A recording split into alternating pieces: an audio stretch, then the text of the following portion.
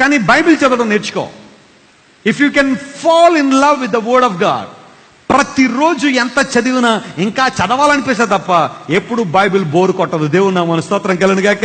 కారణం ఏంటో తెలుసా? ఇది నిజమైన ఆనందాన్ని ఇస్తుంది కనుక. నేను రక్షణ పొందిన తర్వాత సంవత్సరానికి 2 సార్లు బైబిల్ చదవాలని కమిట్మెంట్ నాది. చదువుతున్నా 2 times బైబిల్ని పూర్తి చేస్తా. అంటే ఇంకా ఎక్కువ సార్లు చదవగలను. అయితే నేను మిగతా పోర్షన్లు కూడా చాలా మెడిటేట్ చేస్తుంటా. బైబిల్లోంచి ఒక్కొక్క భాగాన్ని ఎన్నుకుంటాను, దాన్ని పదే పదే తక్కువ లేదంటే 10 నుండి 15 సార్లు చదువుతాను ఆ భాగాన్ని. అప్పుడు దేవుడు మొదటిసారి చదివిన దానికంటే రెండోసారి ఇంకొంచెం సరళంగా, అక్కడి నుంచి ఇంకొకసారి ఇంకా సరళంగా, అక్కడ రాయబడిన మాటలు దాన్ని ఎలా నేను తీసుకోవాలి, నా జీవితానికి ఎలా అన్వయించుకోవాలో ముందు నేను లైఫ్కి అప్లై చేసుకుంటాను దేవుని వాక్యాన్ని. ఆ తర్వాత మీలాంటి వాళ్ళు చెబుతా. దేవుని వాక్యం మొదట చదివేది నా కోసం.